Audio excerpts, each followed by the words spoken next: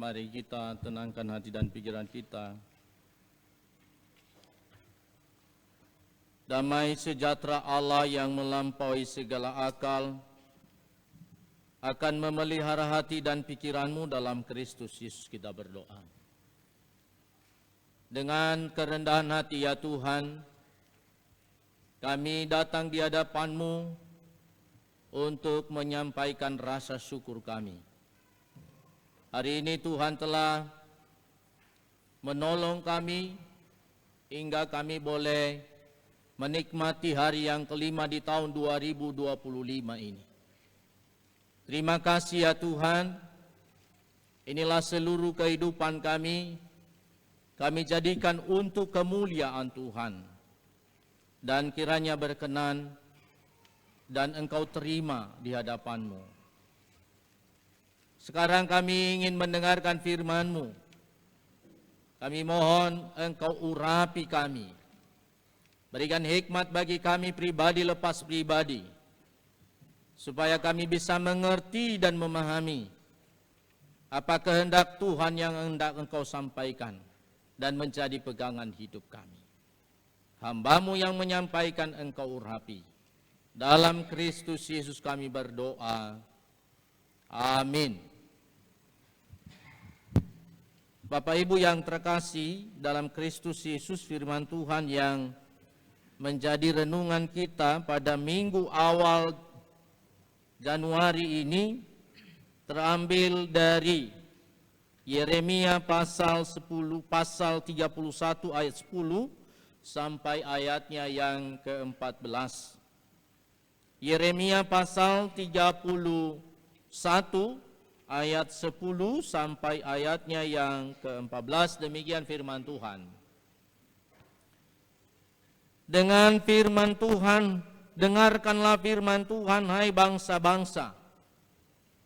Beritahukanlah itu di tanah-tanah pesisir yang jauh. Katakanlah, Dia yang telah menyerahkan Israel akan mengumpulkannya kembali dan menjaganya seperti gembala terhadap kawanan dombanya. Sebab Tuhan telah membebaskan Yakub, telah menebusnya dari tangan orang yang lebih kuat daripadanya. Mereka akan datang bersorak-sorai di atas bukit Sion. Muka mereka akan berseri-seri karena kebajikan Tuhan, karena gandum, anggur dan minyak, karena anak-anak kambing domba dan lembu sapi. Hidup mereka akan seperti taman yang diairi baik-baik. Mereka tidak akan kembali lagi merana. Pada waktu itu, anak-anak dara akan bersukaria menari beramai-ramai. Orang-orang muda dan orang-orang tua akan bergembira. Aku akan mengubah perkabungan mereka menjadi kegirangan, akan menghibur mereka dan menyukakan mereka sesudah kedukaan mereka. Aku akan memuaskan jiwa para imam dengan kelimpahan, dan umatku akan menjadi kenyang dengan kebajikanku. Demikianlah firman Tuhan. Bapak Ibu yang terkasih, Shalom. Selamat tahun baru.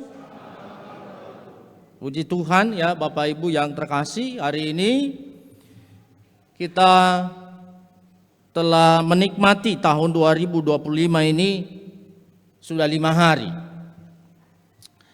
Ada yang libur ya, mungkin ke luar kota. Ada juga yang dari kampung ke kota. Ya, semua bisa kita bertemu, semua kita bisa nikmati, semua kita jalani, itu adalah karena penyertaan Tuhan. Ada amin? Nah, Bapak Ibu yang terkasih, saya percaya bahwa di tahun 2025 ini ada sebuah harapan. Ya, pasti setiap pribadi, seluruh umat Tuhan yang hadir di sini ada harapan bahwa di tahun 2025 ini akan lebih baik dari tahun yang sudah lewat. Dan itu yang menjadi doa. Itu adalah menjadi permintaan kita kepada Tuhan. Lebih baik dari tahun sebelumnya. Nah, Bapak Ibu yang terkasih, iman kita berkata Allah tidak pernah berubah dalam mewujudkan kasih-Nya kepada umat-Nya. Kalau Tuhan telah menolong kita di tahun 2024, maka juga kita harus memastikan, harus kita yakini, harus kita imani bahwa kasih Tuhan kepada umat-Nya di tahun 2025 juga sama. Tuhan akan menolong kita, menyertai, memberi kekuatan bagi kita. Dan itulah yang membuat semangat kita dalam melanjutkan perjalanan kehidupan kita. Yang terbaiklah yang selalu Ia nyatakan dalam kehidupan umat-Nya. Dan itulah yang kita baca tadi sebenarnya. Mengingatkan kembali bagaimana Yeremia 30 ayat pasal 30 ayat 3 sampai 31 ini menunjukkan bahwa Allah berjanji akan memulihkan umat-Nya. Siapa itu? Umat Israel, Yehuda, dan sekaligus memberi perjanjian baru kepada mereka yang sedang terbuang di Babel pada saat itu. Mereka akan dikembalikan. Ya, tadi kalau kita baca itu ya, Israel dan Yehuda yang telah mengalami penderitaan dalam pembuangan tidak pernah luput dari pantauan Tuhan. Bapak Ibu yang terkasih, setiap kita, setiap umat-Nya tidak pernah luput dari pantauan Tuhan. Ifaigi bainehesi banwania lo balang. Nasa ngarengar ita baru-baru dapat irungu-rungu mana dah mangarengar banwa guat. Ya. Allah itu adalah Allah yang sangat peduli. Allah itu adalah Allah yang setia kepada umat-Nya. Persoalannya adalah kitanya yang tidak setia, umat-Nya yang tidak setia. Itu makanya bangsa Israel sekalipun mereka adalah bangsa pilihan Tuhan, tapi mereka tidak setia kepada Tuhan. Mereka meninggalkan Tuhan dan akhirnya Tuhan membuang mereka di Babel. Sebenarnya juga tujuan Tuhan adalah supaya sadar, tapi dasar manusia ini kadang-kadang nggak sadar terus kan. Umat Tuhan tidak sadar bahwa sebenarnya ada tujuan Tuhan di sana, supaya mereka bisa mencari Tuhan, kembali kepada Tuhan sebagai sumber kehidupan, sumber kekuatan dalam kehidupan mereka. Bapak Ibu yang terkasih, sekali lagi, ifaigi bainehesi panwania lo walangi lesi tobini taneven lo walangi haniha ita. Lesi tobini taneven lo walangi he bisa bangar-ngar dede da sana ita. He bisa be au da taneven lo walangi. Allah pasti tahu, Allah terus memantau. Ya, cara Allah menyatakan kasih-Nya kepada umat-Nya ditunjukkannya dengan apa? Dia kembalikan bangsa Israel untuk dikumpulkan kembali. Kalau kita baca tadi, dengarkanlah firman Tuhan hai bangsa-bangsa, beritahukanlah itu di tanah-tanah pesisir yang jauh, katakanlah Dia yang telah menyerahkan Israel akan mengumpulkannya kembali.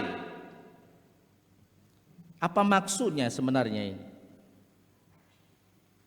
Kalau Tuhan mau mengumpulkan kembali, berarti Tuhan ya setia dalam kehidupan umat-Nya. Tuhan mau memulihkan umat-Nya. Jadi Dia tidak membiarkan sekalipun pernah bercerai-berai. Mereka dibebaskan dari belenggu penderitaan. Tentu itu adalah ketika mereka berada di Babel, mereka mengalami penderitaan yang luar biasa, tekanan yang luar biasa. Dan Tuhanlah yang membebaskan mereka dari semua belenggu itu, dari semua penderitaan itu. Dan sekaligus Tuhan yang memimpin mereka, dan dikatakan tadi menjadi gembala. Menjadi gembala. Kalau Tuhan menjadi gembala bagi umatnya, maka dialah yang membimbing, dialah yang menuntun, dialah yang memelihara umatnya. Seperti yang tertulis dalam Mazmur 23 itu. Tuhan adalah gembalaku, Tuhan adalah gembalaku, takkan ada kekurangan aku. Dan kalau kita baca itu, ya, Mazmur 23 itu, sekalipun aku berjalan di lembah kekelaman, aku tidak takut. Karena ada Tuhan yang menyertai, ada Tuhan yang menopang kehidupan. Dan itulah janjinya bagi umatnya, menjadi gembala bagi umatnya. Israel dan Yehuda tidak lagi tidak mempunyai sebenarnya kemampuan untuk membebaskan mereka dari Babel. Dan itu makanya tadi dikatakan, sebab Tuhan telah membebaskan Yakub dan menebusnya dari tangan orang yang lebih kuat daripadanya. Manusia pasti banyak keterbatasannya, banyak kekurangannya, banyak ketidakmampuan kita. Sehebat-hebatnya manusia pasti ada kekurangannya. Yang hebat itu adalah, yang kuat itu adalah, yang luar biasa itu adalah Tuhan sendiri. Maka sebenarnya kalau manusia sadar akan hal itu, dia menggantungkan dirinya kepada Allah. Dia mengandalkan Tuhan dalam perjalanan hidupnya. Sering sekali Bapak Ibu yang terkasih, ketika orang sudah mempunyai keahlian, itu ada kejadian itu sama murid-murid Tuhan Yesus pada saat mereka menyeberang laut atau danau waktu itu. Karena para Petrus dan kawan-kawan adalah ahli dalam berlaut, berlayar, mereka taruh Tuhan Yesus itu di mana? Di buritan, di belakang. Mereka pikir bahwa itu Yesus tidak tahu apa-apa tentang laut, mereka yang lebih tahu. Tapi dalam perjalanan kehidupan mereka, ada badai, ada topan yang mereka hadapi. Dan mereka sangat ketakutan karena mereka hampir mati. Sekalipun mereka ahli, ada keterbatasan mereka. Ya. Akhirnya mereka minta tolong kepada Tuhan Yesus. Tuhan Yesus, Engkau tidak peduli terhadap kita ini, kita mau mati nih. Sering sekali Bapak Ibu yang terkasih, baru kita memanggil nama Tuhan, nanutulazi Yese. Ya, kalau sudah begitu luar biasanya penderitaan, tekanan dalam hidup, baru kita Tuhan tolong. Baru kita sadar atas ketidakmampuan kita. Maka melalui firman Tuhan ini, Yeremia mengatakan bahwa mereka tidak mampu, tidak kuat melawan Babel pada saat itu. Oleh karena itu hanya kekuatan Tuhanlah yang membebaskan mereka. Bapak Ibu yang terkasih, kalau kita menyadari itu, maka kita benar-benar menggantungkan hidup kita dan mengandalkan Tuhan dalam perjalanan kehidupan kita. Termasuk ketika kita menjalani kehidupan di tahun 2025 ini.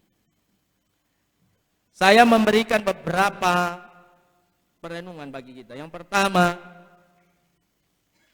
orang yang meninggalkan Tuhan atau orang yang tidak setia kepada Tuhan akan mengalami kelemahan, mengalami kekalahan. Ada perasaan takut dan khawatir dalam hidupnya. Jadi orang yang meninggalkan Tuhan dalam hidupnya, yang tidak setia kepada Tuhan, maka dia mengalami kekhawatiran yang sangat luar biasa dalam perjalanan kehidupannya. Dan tentu tidak merasakan kedamaian dan sukacita. Bahkan ada kekosongan, kehampaan jiwa yang dialaminya. Di zaman modern ini, di zaman kemajuan ini, ada banyak orang yang mengalami kekosongan jiwa. Banyak sekali. Ada banyak sekali orang mengalami kehampaan. Kehampaan. Dan itulah yang dikatakan oleh seorang fisikawan, ya, Blaise Pascal, bahwa di dalam ruang batin manusia itu ada sebuah kekosongan yang tidak bisa diisi oleh harta, jabatan, dan segala materi yang ada di dunia ini. Tidak bisa diisi. Hanya yang bisa mengisi itu adalah hanya Tuhan sendiri. Ketika dia menggantungkan dirinya kepada Tuhan dan mengandalkan Tuhan dalam hidupnya, itulah yang membuat dia utuh. Ya. Jadi saya kira ini benar yang disampaikan oleh Pascal ini, bahwa ada kekosongan dalam jiwa manusia. Dan orang yang kosong jiwanya, dia tidak punya pengharapan dalam menjalani hidupnya. Orang yang kosong jiwanya, kosong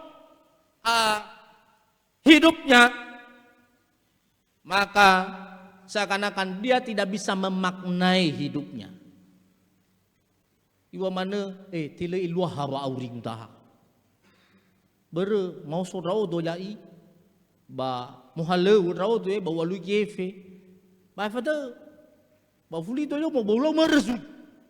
Si mana mandau. Langsung bukannya hai sarau ga biasa mana bapak. Biasa mana ibu le ilwaha. Hai salawa pada fita bapak le ilwaha le karua.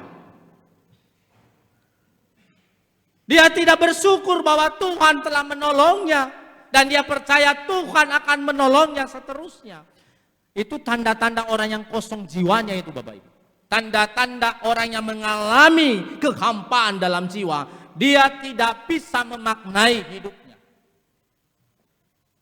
Apa arti kehidupan yang telah dianugerahkan Tuhan baginya? Sekali lagi, orang yang meninggalkan Tuhan, orang yang tidak setia kepada Tuhan, maka dia mengalami kehampaan dan kekosongan jiwa.